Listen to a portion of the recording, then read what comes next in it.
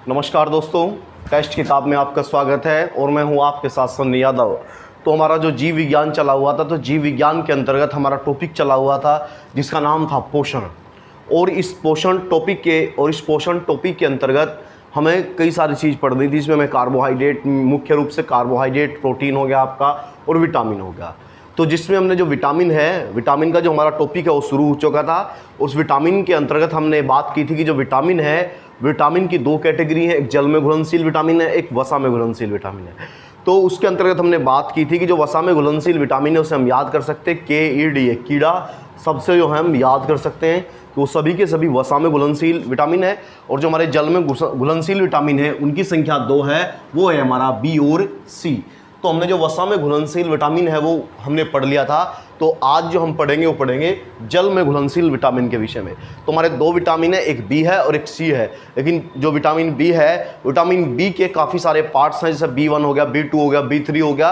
तो अब हम देख लेंगे कि उनके जो मेन चीज़ें हैं उनके विषय में देखते हैं। आइए देखते हैं। सबसे पहले बात करेंगे हम विटामिन B1 की। तो विटामिन B1 का अगर हम रासायनिक नाम की बात करें तो विटामिन B1 का जो रासायनिक नाम है वो है हमारा थायमीन। यानी जो विटामिन B1 है, आपसे सीधा पूछा जाएगा जो विटामिन B1 है उसका रासायनिक नाम क्या है, तो विटामिन B1 का रासायनिक नाम है थायमीन। उसके बाद इसके हम स्रोत की बात करें, यानी कि जो विटामिन B1 है, यदि इसके स्रोत की बात करें तो विटामिन B1 के जो स्रोत है वो है चावल है, गेहूँ है, बादाम है। यानी कि ये मुख्य स्रोत हैं आपके विटामिन B1 के। इसी के साथ बात करें कि अगर विटामिन B1 की कमी होगी, विटामिन B1 को हम विटामिन B के नाम से भी जानते हैं, ठीक है।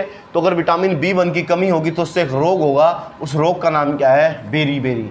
यानी कि जो विटामिन B1 है तो उसकी कमी से जो रोग होगा उस रोग का नाम है बेरी।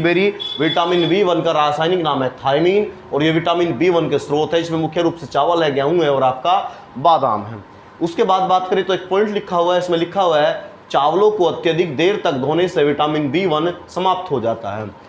यानी कि जो कच्चे चावल हैं यदि उन्हें अधिक देर तक धो दिया जाए तो आपका जो विटामिन B1 है तो विटामिन B1 आपका समाप्त हो जाएगा, ठीक है।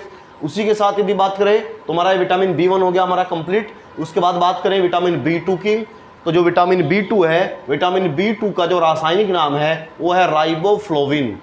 यानी जो विटामिन B2 है, विटामिन B2 का रासायनिक नाम है राइबोफ्लोविन, ठीक है।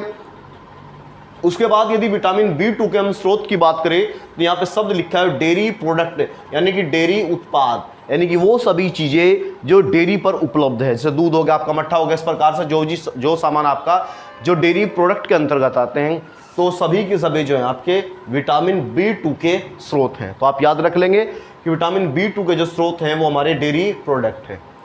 उसके बाद अगर इसके रोग की बात करें तो मुंह में छाले पड़ने, यानी कि अगर जो विटामिन B2 है, अगर विटामिन B2 की कमी हो जाती है तो हमारे मुंह में छाले पड़ने लगते हैं, ठीक है। उसके बाद बात करेंगे विटामिन B3 की, तो विटामिन B3 का रासायनिक नाम है नियासिन। यानी विटामिन B1 का रासायनिक नाम था थायमीन, विटामिन B2 का रासायनिक नाम था राइबोफ्लोविन और विटामिन B3 का रासायनिक नाम है नियासिन, ठीक है। इसी के साथ यदि बात करें इसके स्रोत की, तो स्रोत है इसका दूध है, अंडा है और नॉनवेज है, ठीक है। विटामिन B3 की कमी से 4 रोग होते हैं जिन्हें कि हम D4 यानी कि डिसीज 4 बोल देते हैं, ठीक है। तो वे 4 जो रोग हैं वो एक है डायरिया, ठीक है। डायरिया मतलब कि दस्त लग जाना अत्यधिक, डर्मेटाइटिस त्वचा का सूख जाना, डायमेंशिया बच्चे का मंदबुद्धि हो जाना और डेथ यानी कि मृत्यु तक हो सकती है आपकी। तो आप याद रखेंगे तो जो D4 रोग है वो किसकी कमी से होगा, तो विटामिन B3 की कमी से होगा, ठीक है। उसके बाद हमारा विटामिन B4 नहीं है। उसके बाद जो अगला विटामिन है हमारा वो है B5। विटामिन B5 के रासायनिक नाम की बात करें तो है पेंटोथेनिक अम्ल। जो विटामिन B5 है इसका जो रासायनिक नाम है वो है पेंटोथेनिक अम्ल। स्रोत की बात करें तो दूध है, दही है और मीट है, ठीक है। और उसकी कमी से जो है बालों का झड़ना होगा आपका विटामिन B5 की कमी से। उसके बाद विटामिन B6 की बात करें तो रासायनिक नाम है पायरोडोक्सिन। जो विटामिन B6 है इसका रासायनिक नाम है पायरोडोक्सिन। इसके स्रोत होंगे हरी सब्जियां और फल, ठीक है। और इसकी कमी से रोग होगा वो होगा माइल्ड अनेमिया। अनेमिया सामी शब्द आएगा, यानी कि वो आपका रक्त से जुड़ा हुआ रोग है। तो अनेमिया के कई प्रकार होते हैं जिसमें एक प्रकार है माइल्ड अनेमिया, यानी इसकी कमी से जो माइल्ड अनेमिया रोग है वो आपका हो जाएगा। उसके बाद बात करें विटामिन B7 की, तो विटामिन B7 का जो रासायनिक नाम है वो हमारा बायोटीन।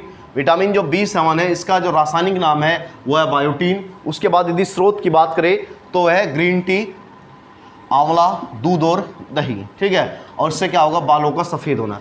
अगर बात करें विटामिन B7 बायोटीन की बात करें तो उससे बालों का सफ़ेद भी होना होता है और बाल इसकी कमी से बाल झड़ भी जाते हैं। यानी कि विटामिन B5 की कमी से बाल झड़ते हैं, B7 की कमी से बालों का सफ़ेद होते हैं और इसकी कमी से बालों का झड़ना भी होता है आपका, ठीक है। उसके बाद B8 नहीं है। उसके बाद हमारा अगला जो विटामिन है वो हमारा नेक्स्ट विटामिन है विटामिन B9। इसका रासायनिक नाम है मोलिकम या फोलिक अम्ल भी बोल देते हैं इसे, ठीक है।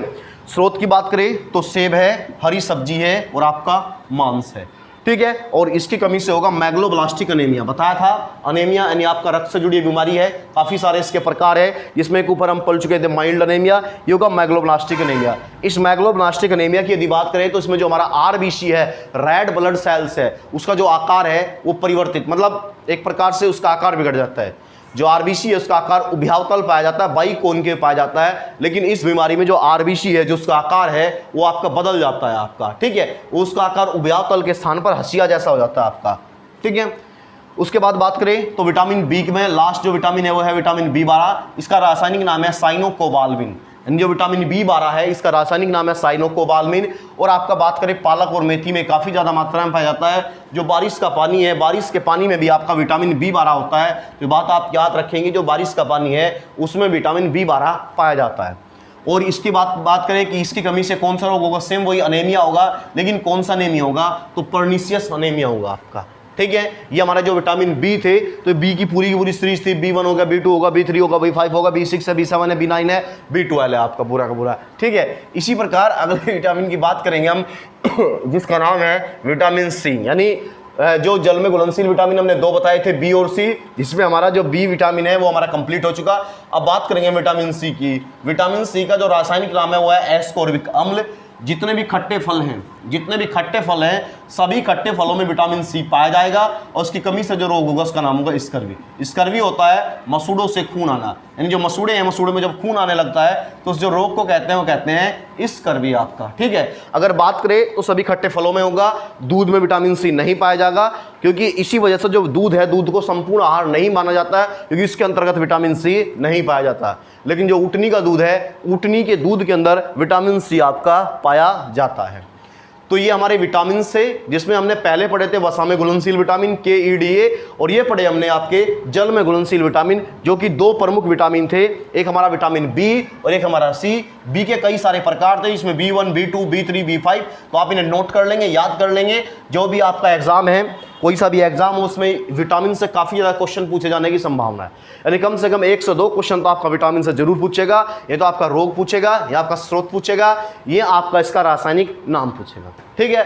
अभी 2-4 में नाम लिखवाना कि इनके जो विटामिन B, जो आपका विटामिन A, B, C है, इनके जो खोजकर्ता है, उनके खोजकर्ताओं के नाम नहीं बताए थे मैंने आपको, तो आज जो मैं उनके खोजकर्ताओं के नाम बता दे रहा हूँ कि किस विटामिन का जो खोज करता है वो आपका कौन है। तो अगर बात करें विटामिन A और B की, बात करें विटामिन A और B की, इसकी जो खोज की थी वो की थी मैकेलोन ने।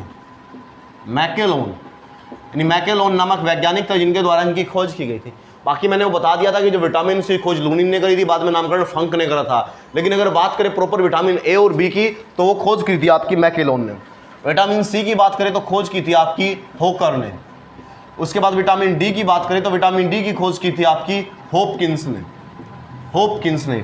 उसके बाद विटामिन E की बात करें तो की थी इविंस और